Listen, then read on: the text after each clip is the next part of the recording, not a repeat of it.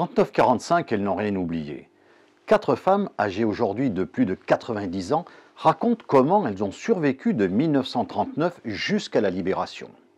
4 destins qui ont traversé la guerre et ses horreurs. Sujet vu et revu, me direz-vous? Sûrement pas. Sûrement pas, car elles témoignent ici avec force pour que leur mémoire ne s'efface jamais. Paroles justes et poignantes. Venez à la rencontre de Robin et Germain Aguès, les 2 réalisateurs. Alors effectivement, ce documentaire, 39-45, Elles n'ont rien oublié, peut sembler vu et revu. Un film sur la Seconde Guerre mondiale, il y en a des dizaines, des centaines, certainement plus. Mais nous, on avait à cœur de s'intéresser à ce qu'ont vécu les femmes pendant la guerre, et c'est pour ça qu'on l'a réalisé. Et c'est notre grand-mère, Marie-Claire, qui nous a donné l'idée de ce film. Elle nous racontait toujours, tout au long de sa vie, des anecdotes sur sa jeunesse à Orléans pendant la guerre. Et en 2021, on a entrepris ce travail de captation de son témoignage, et puis on l'a mêlé à d'autres afin de créer ce film, voilà, qui retrace donc le parcours de 4 femmes pendant la guerre. Comme le disait Germain, le point de départ, c'est Marie-Claire, notre grand-mère, qui est orléanaise et qui est en fait une civile qui va revenir sur tous les éléments de la Seconde Guerre mondiale qui ont été vécus par des civils, que ce soit l'exode, l'entrée en guerre, les bombardements. Le deuxième profil, c'est Lily Léniel, que nous, on avait eu la chance, donc une rescapée de l'Holocauste, et qu'on avait eu la chance de rencontrer quand on avait une quinzaine d'années au collège. Et forcément, son témoignage est resté vraiment, nous a marqué et resté vraiment en nous. Et quand on a eu l'idée de ce film, on a souhaité qu'elle en fasse partie afin de l'aider et que son histoire et l'histoire de sa famille puissent être dans ce film.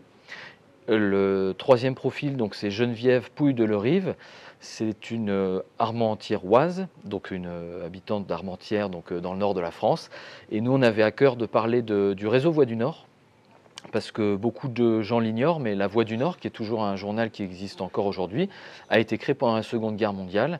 Et donc Geneviève revient sur la création de ce journal, parce que ses parents font partie de certains des membres fondateurs du réseau.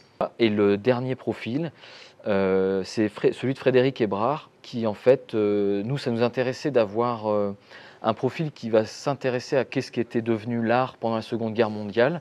On cherchait différents profils et on a découvert son histoire qu'on ne connaissait pas. Et donc Frédéric Hébrard revient sur l'histoire de ses parents qui, avec d'autres résistants, ont évacué les œuvres du Louvre et les ont préservées pendant toute la guerre afin qu'elles ne tombent pas aux mains des nazis qui traquaient les œuvres, beaucoup de tableaux pendant la Seconde Guerre mondiale. Et comment vous avez fait pour rassembler tous ces documents d'archives? Il y a effectivement un travail assez conséquent d'archives, de recherche d'archives. D'abord, il y a évidemment les archives familiales de chaque intervenante, des photos d'époque, des photos qui illustrent certains passages de leur histoire. Et puis après, évidemment, on a dû compter sur l'aide de certains musées, certaines associations, des historiens pour avoir des documents précis. Mais surtout, dans ce film-là, il y a une petite particularité. Toutes les images vidéo d'archives proviennent en fait d'une collection familiale, notre famille, pardon. On a découvert, alors que l'on captait le témoignage de notre grand-mère, que son beau-frère était cinéaste amateur et avait filmé un certain nombre de choses tout au long de sa vie, et notamment la libération d'Orléans et avec un collectif d'opérateurs, la libération de Paris. Et donc, on a pu mettre la main sur ces images absolument incroyables, retrouver les bobines originales, parce que c'était ce qu'on avait vu, nous, c'était un scan sur DVD qui était un peu moyen, et donc retrouver les bobines originales, les rescanner, les coloriser, les intégrer au film. Vous sillonnez la France dans tout un tas de cinémas, et pour quel public vous faites ça en général? Alors en fait, depuis début 2023, on a fait toute une série de projections dans toute la France, projections débat, comme il va y avoir dans quelques instants au Cinéma Rex de Montbrison. Et ce qu'on fait maintenant depuis le début de l'année, en lien avec l'Académie de Lille, on organise des projections à destination des scolaires, dans des collèges et des lycées des Hauts-de-France.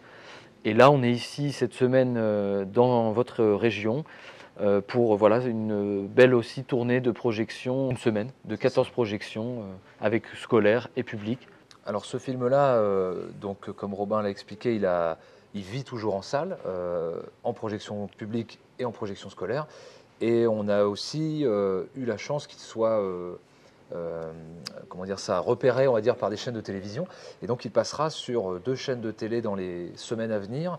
D'abord sur Public Sénat le 24 mai et sur France Télévisions, sur France 3 Hauts-de-France dans un premier temps, le 6 juin. Donc une date assez symbolique pour un film qui traite de ce sujet notamment. Alors là, on vient de finir, il y a à peine un mois, un autre documentaire centré sur la Seconde Guerre mondiale, et cette fois-ci qui est consacré au massacre d'Ascq, qui est le premier massacre de SS qui a eu lieu en France, donc le 1er avril 1944, dans un village, le village d'Ascq, qui est maintenant devenu, qui fait partie maintenant de la grande ville de Villeneuve-d'Ascq dans les Hauts-de-France. Et donc c'est un film qui vient retracer cette nuit terrible où 86 hommes ont été fusillés par les SS cette nuit-là. Merci en tout cas. Merci à vous. Merci.